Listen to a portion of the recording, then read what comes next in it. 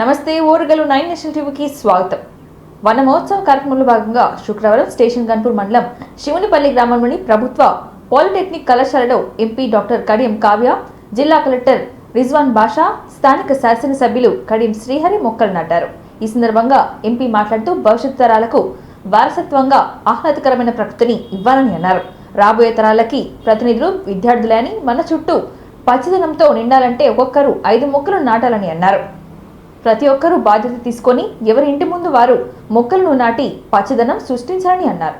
వర్షాకాలంలో మొక్కలు బతికే అవకాశం ఎక్కువగా ఉంటుందని, ప్రతి ఒక్కరూ 5 మొక్కలు నాటితే జనగాం జిల్లాలో అడవుల శాతం తప్పకుండా పెరుగుతుందని తెలిపారు. మన చుట్టూ పరిసరాలని పచ్చదంగా కనబడితే మనసు ప్రశాంతంగా ఉంటుందని అన్నారు. ప్రకృతిలో మనం ఒక భాగమని, ప్రకృతికి దూరం పోతే నెగిటివిటీ వస్తుందని తెలిపారు.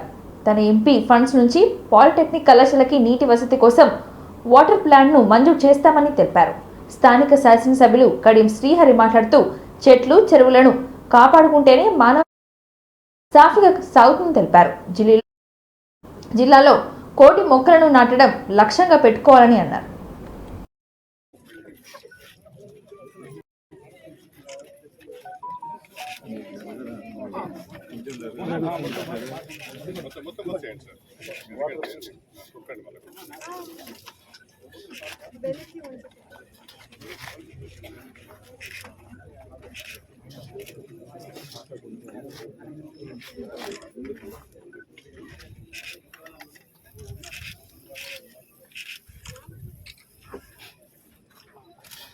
ఒక మొక్క దగ్గర ఒక నిలుపు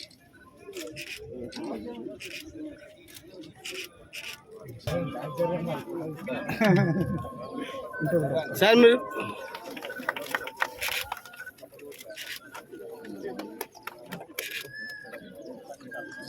क्या పోయిన దోస్తాను మోహన్ పక్కకు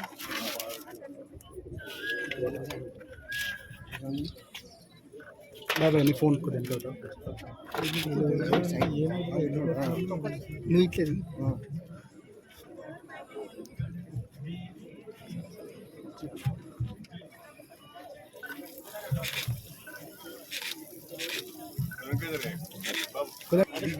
ఇటు కొద్దిగా మరి ఎట్లా వస్తుంది రాదు.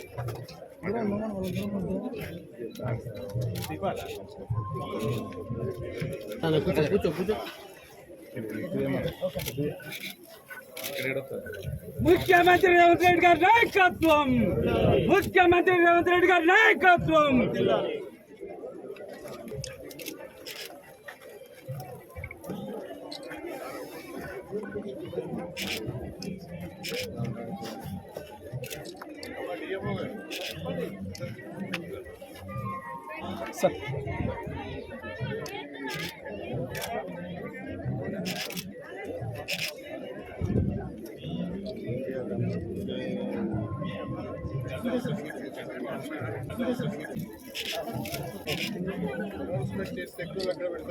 లోక్సభ ఎన్నికల్లో తెలంగాణ బీజేపీ సాధారణ విజయం సాధించిందని కేంద్ర మంత్రి, రాష్ట్ర పార్టీ అధ్యక్షులు కిషన్ రెడ్డి అన్నారు.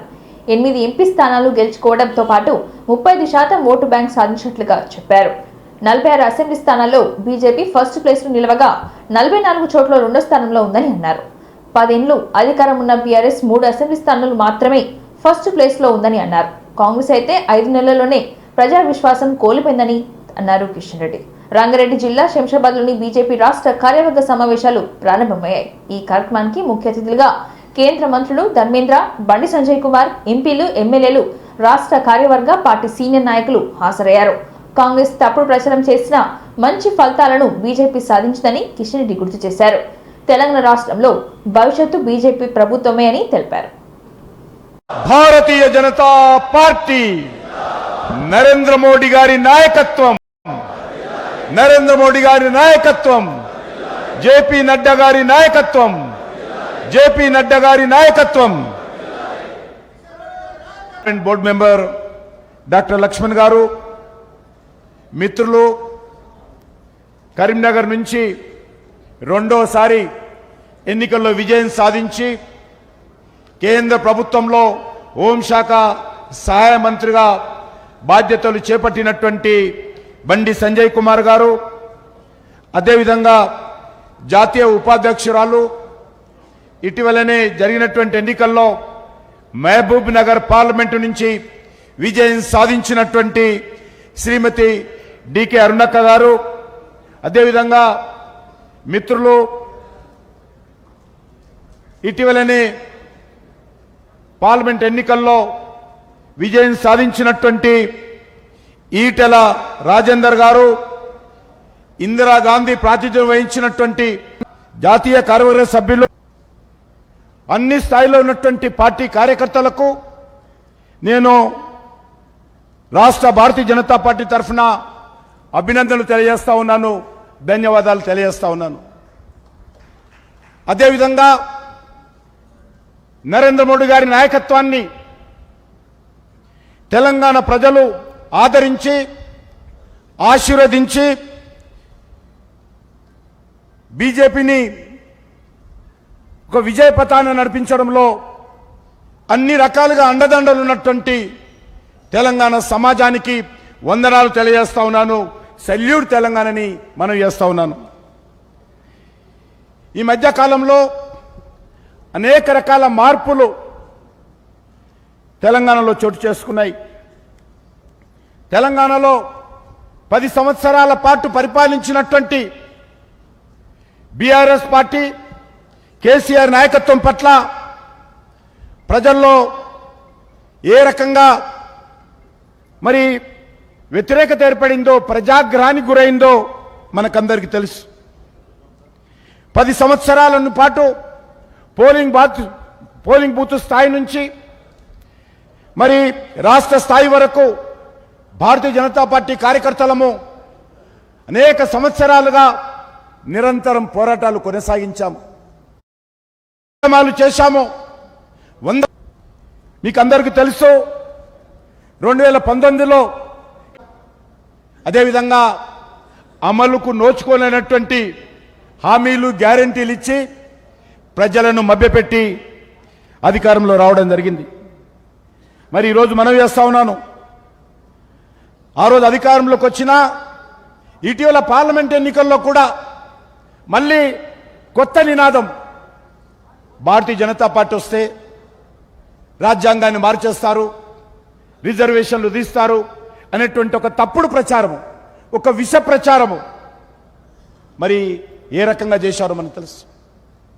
తెలంగాణలో మన పార్టీ సీనియర్ నాయకులు కేంద్ర హోంమంత్రి మాట్లాడినటువంటి 46 శాసనసభ నియోజకవర్గాల్లో మనము మొదటి స్థానంలో ఈ ఎన్నికల్లో పార్లమెంట్ ఎన్నికల్లో వచ్చామని వస్తున్నాను. 46 స్థానాలలో మొదటి స్థానంలో బీఆర్ఎస్ను కాంగ్రెస్ పార్టీని వెనుకకి నెట్టేసి మనము మొదటి స్థానంలో ఉన్నాము. అంతేకాదు 44 స్థానాలలో భారతీయ జనతా పార్టీ తెలంగాణలో ఈ ఎన్నికల్లో 2వ స్థానంలో ఉన్నాము. ఇదే సమయంలో బీఆర్ఎస్ పార్టీ 3 అసెంబ్లీ నియోజకవర్గాల్లో మాత్రమే మొదటి స్థానంలో వచ్చిందని మనం చేస్తా ఉన్నాను. బీజేపీ మాటలతో, దేవుడి మీద ఓట్లతో, అబద్ధపు ప్రచారాలతో, ఆర్భాటపు ప్రకటనలతో ఈరోజు ముఖ్యమంత్రి గారు, కాంగ్రెస్ పార్టీ ప్రభుత్వము కాలం వెల్లబుచ్చుతుందనే విషయాన్ని సందర్భంగా మనం చేస్తున్నాను. అసెంబ్లీలో బీజేఎల్పీ కార్యాలయంలో ఈరోజు ఉదయం బీజేఎల్పీ సమావేశంలో పాల్గొన్న భారతీయ జనతా పార్టీకి చెందిన 8 మంది ఎమ్మెల్యేలు. ఈ సందర్భంగా బీజేఎల్పీ నాయకులు ఏలేటి మహేశ్వర్ రెడ్డి మాట్లాడుతూ రాబోయే బడ్జెట్ సమావేశంలో అనుసరించవలసిన వ్యూహాలపై చర్చించామని అన్నారు. అలాగే ప్రభుత్వం అనుసరిస్తున్న ప్రజా వ్యతిరేక విధానాలను ఎండగడతామని తెలియజేశారు. ఈ సమావేశంలో Gosh Mahal MLA Rajasingh, Sirpur MLA Harish Babu, Mudhole MLA Ramarao Patel, Adilabad MLA Payal Shankar, Kamareddy MLA Venkataramanareddy, Armoor MLA Rakesh Reddy, Nizamabad MLA Dhan Pal Suryanarayana Gupta పాల్గొన్నారు.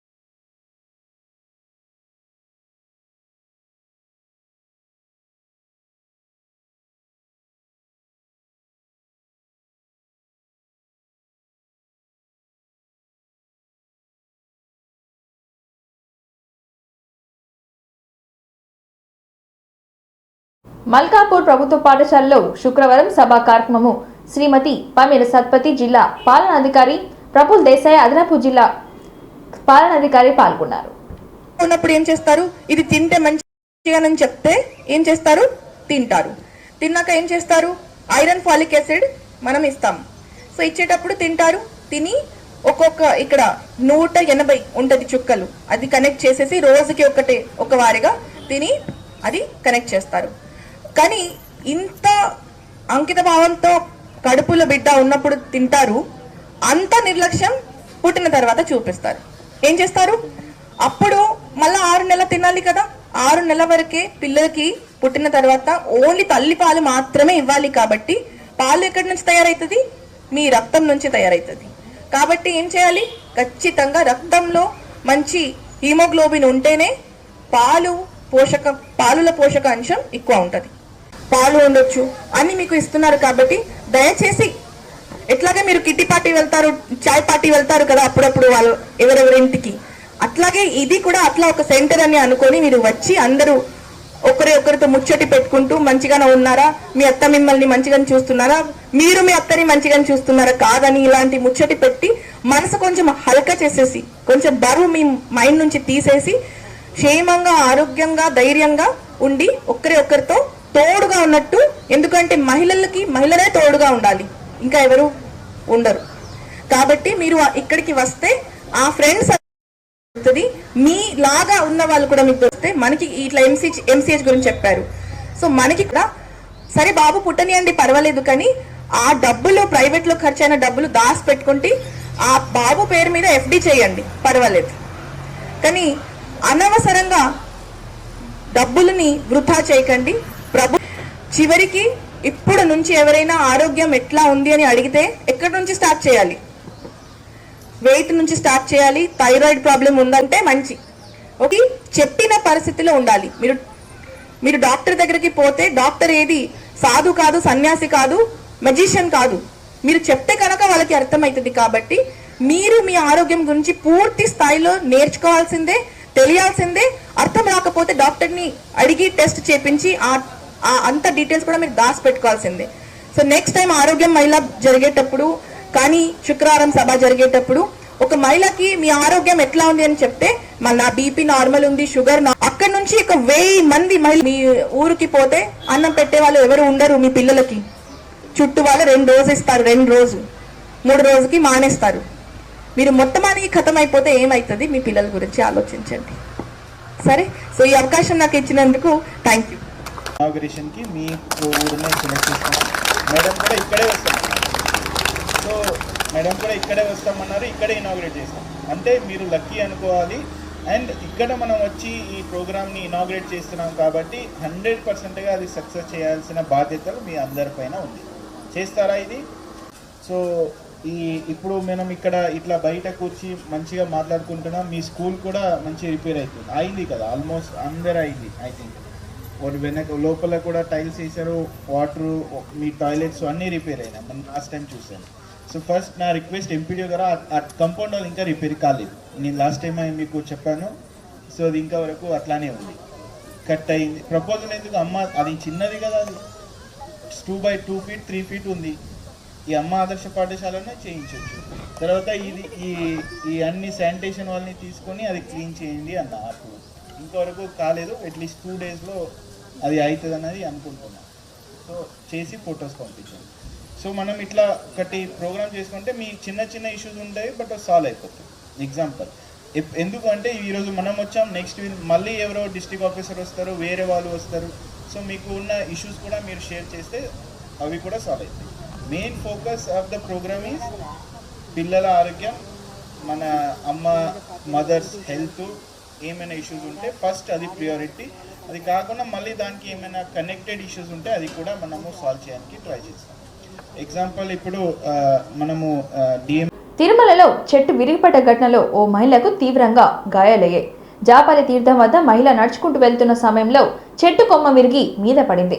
2 రోజుల క్రితం జరిగిన ఈ ఘటన ఆలస్యంగా వెలుగులోకి వచ్చింది. తీవ్రంగా గాయాలైన మహిళను హాస్పిటల్కి తరలించి చికిత్స అందిస్తున్నారు.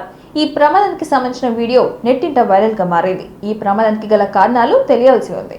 చెట్టు కొమ్మ ఎండిపై విరిగిపడి ఉండవచ్చని అధికారులు భావిస్తున్నారు.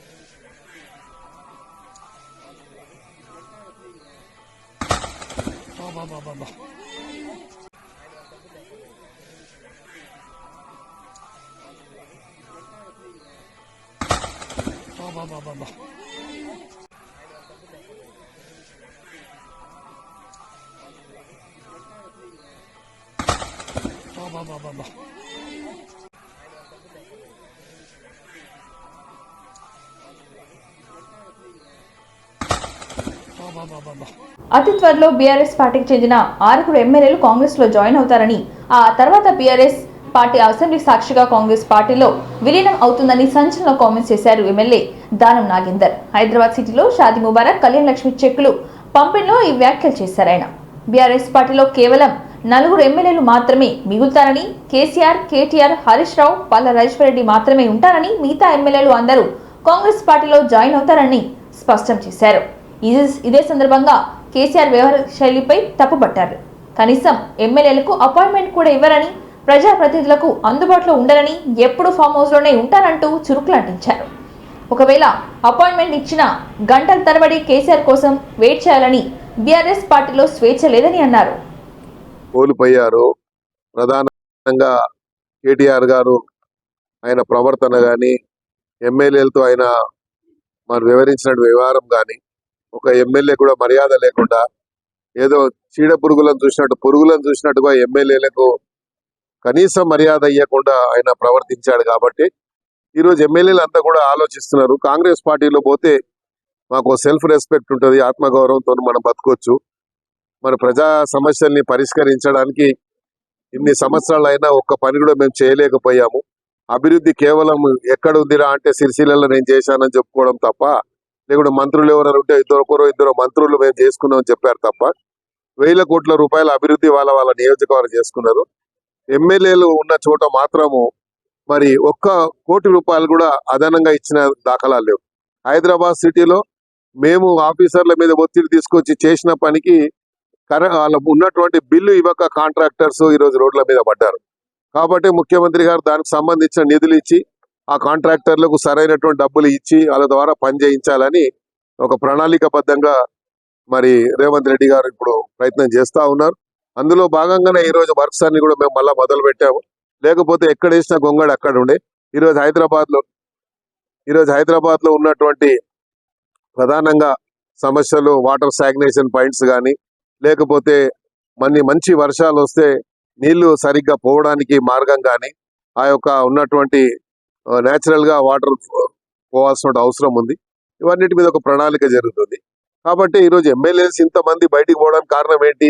ఒక ఎమ్మెల్యేకు అదనంగా స్పెషల్ డెవలప్మెంట్ ఫండ్ కింద ఇవ్వలేదు.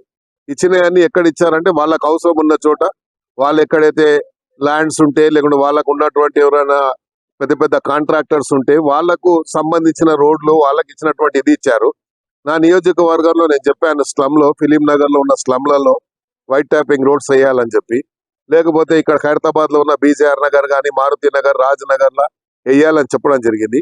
అక్కడ ఒక్క వర్క్ కూడా జరగలేదు. కానీ గత ప్రభుత్వం వ్యవస్థను నిర్వీర్యం చేసిందని, రాష్ట్రంలోని పంచాయతీలో ఎక్కడ డబ్బులు లేవని AP deputy CM Pawan Kalyan అన్నారు. తాడేపల్లిలోని పంచాయతీరాజ్ గ్రామీణాభివృద్ధి శాఖ కమిషనర్ కార్యాలయానికి వచ్చారు. తొలిసారి కార్యాలయానికి వచ్చిన డిప్యూటీ సీఎం కు అధికారులు ఘన స్వాగతం పలికారు.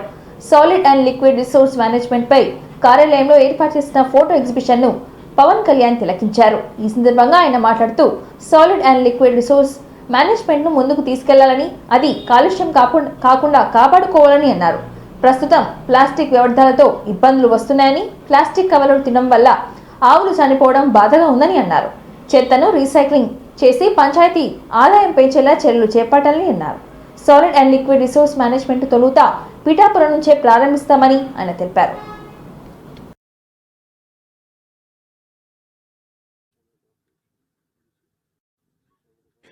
ఇది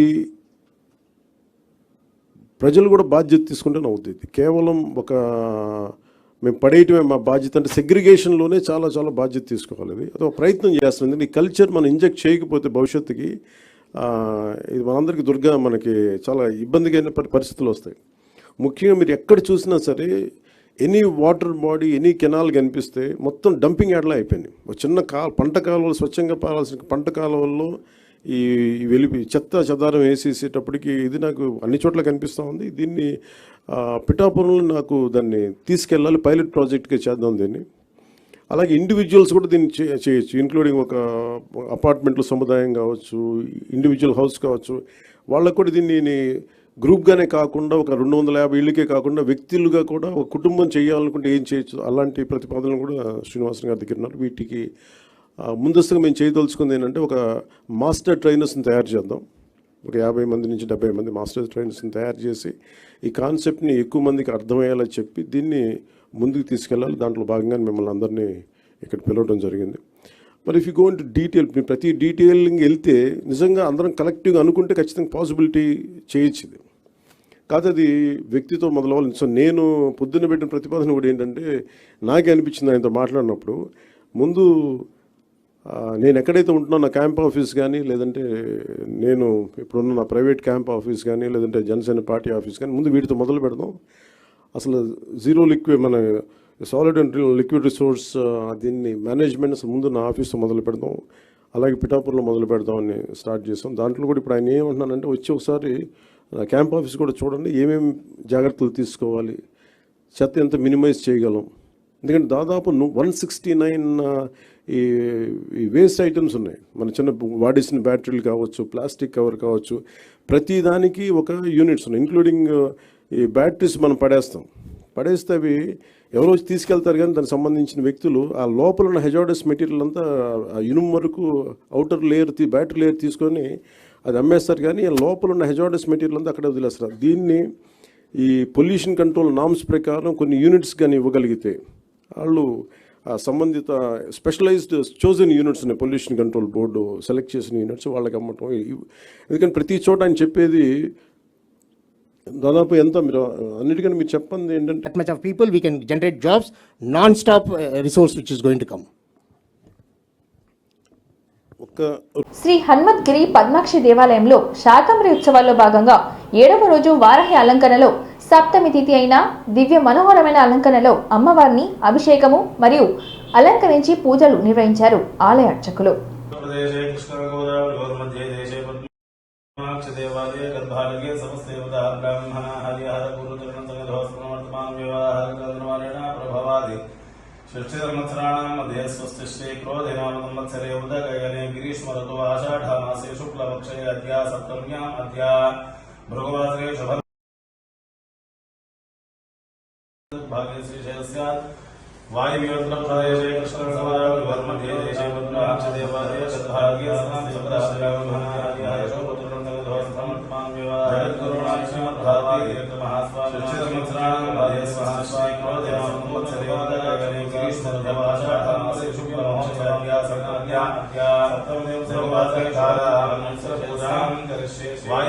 ఇంతటితో ఈ వార్తలు సమాప్తం. మరిన్ని వార్తలతో మళ్ళీ కలుద్దాం. చూస్తూనే ఉండండి ఓర్గలు 9 నేషనల్ టీవీ.